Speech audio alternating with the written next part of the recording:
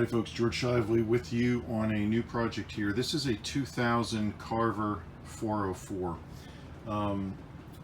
There doesn't appear to be a lot of gear here, but I'm going to show you the inside of the helm, and you may start to cry because I almost did. There's a 4212 display up top in an autopilot. This boat has a radar, and there's also a 4212 display downstairs, as you can see, hanging from the lower station. This 404 has a lower station, as well as a VHF radio there to the left of the steering wheel. I think this boat probably takes the cake for the amount of wiring that's in it. Get ready. I mean, it's just insanity. It's crazy. It's just really an ugly situation. All of this has to be sorted out and pulled out and made right. I mean, here's a good example right here of the kind of stuff you don't want. Electrical tape, just an open braid. That yellow wire is the power for the NEMA 2000 feed. It's just not good. So a lot of stuff in here. There's a Garmin, a GMS-10, which is a switch, Ethernet switch, just all sorts of stuff. So we're going to start to try to pull some of this out of here today, and we're going to see how far we make it. So 2000 Carver 404. Stay tuned, stay with us. Thank you. Hi folks, back on the 404 Carver. Here's another absolute disaster of wiring that we found. Oh my goodness, this is a mess. So just kind of showing you here what we're starting with, and we will certainly figure this out and get it dealt with, but this is an absolute disaster. So stay tuned. Thank you. Howdy folks, back on the 404. We are putting in some wiring here in the overhead at the lower station here in the 404. The wiring that was in here before, you'll see this hanging down here. This is the wiring for the new 8612 that's going to go here. This is the wiring for the new command mic that's going to go here. We're going to get rid of the VHF radio down below. The beauty of this too is that having the command mic is that you'll have a intercom between the bridge and the lower station, which is handy to order a sandwich or yell at people, generally speaking.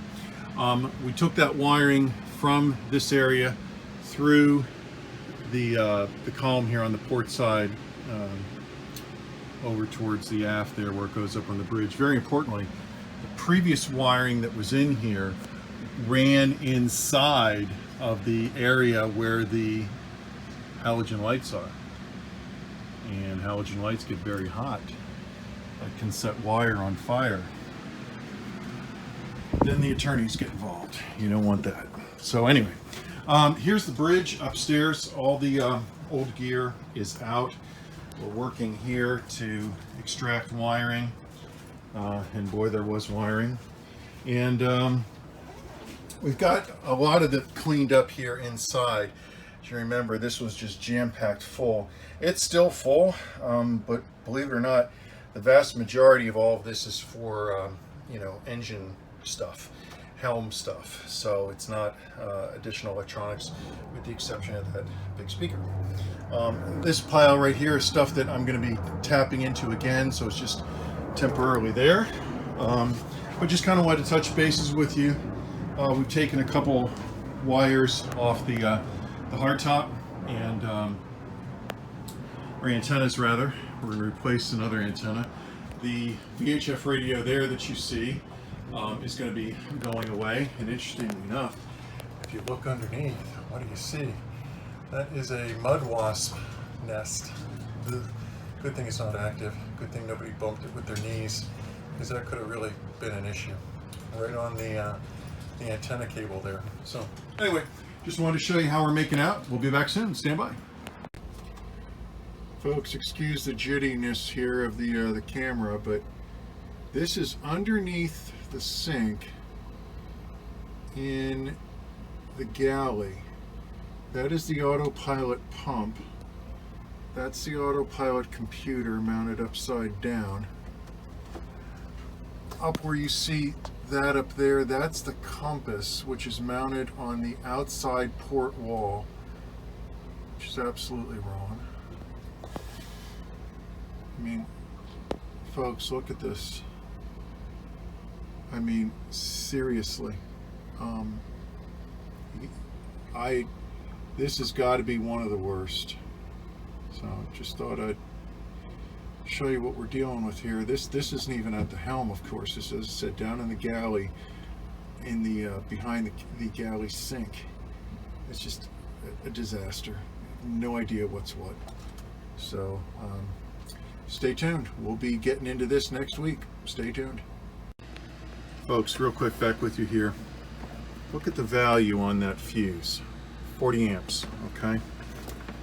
Look at the size of the wire which is feeding it. It's just a joke. It's just a joke. So just kind of want to show you this too. Thanks. Howdy folks, George Shively back with you here underneath the sink in the corner of the galley of the 404. Wiring has been changed a little bit. We still have a kind of a little mess of tubing, but the most of that is hydraulic tubing and or drain tubing. You'll see how we redid the wiring up here for the shadow valve or shadow drive.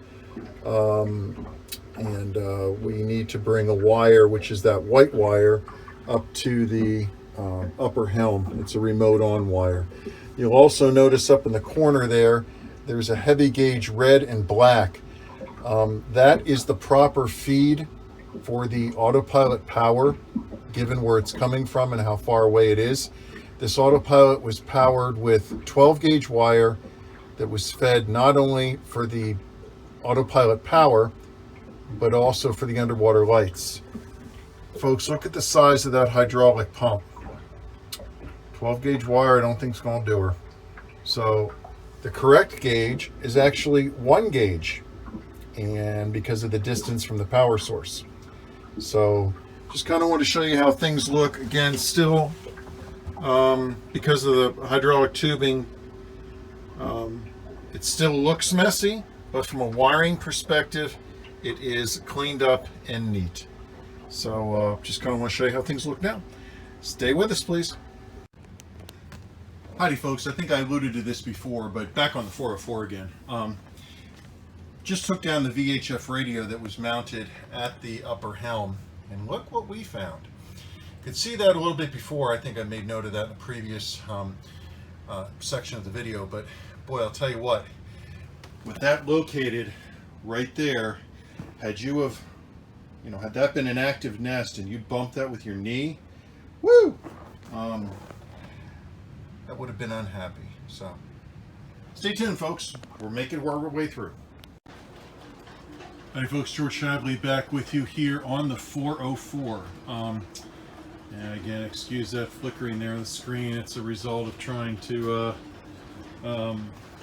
use a phone, I guess, to get a video image. But anyway, everything is pretty much wrapped up for the moment. Pilot is correctly installed at this point. Chart plotter is, there we go. Chart plotter's up and running. AIS is up and running. The new Fusion stereo is up and running, connected to Bluetooth. The VHF radio up and running. Of course, everything is connected with NEMA 2000, very important. I think probably the most important thing that I can show you, I already put the cover on, but I'm going to take it off. So hang on a minute here. probably the most important thing that I can show you is inside the helm. Now, all of that wiring that you see over there, that's the manufacturer's kind of mess, unfortunately. But you'll remember what this looked like. This was just a mess. Unfortunately, got hydraulic lines up there that were put in for the autopilot, but everything is neat, properly sized. Here you go. This is something to take a look at. You'll see that I've got 1 gauge wiring there. That is for the power to get down to the CCU of the autopilot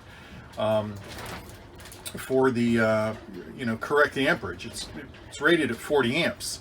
12 gauge wire ain't gonna do it, unless in this case 12 gauge wire is only about 6 inches long and it goes from the fuse block to the heavy duty wiring. Then it can handle 40 amps.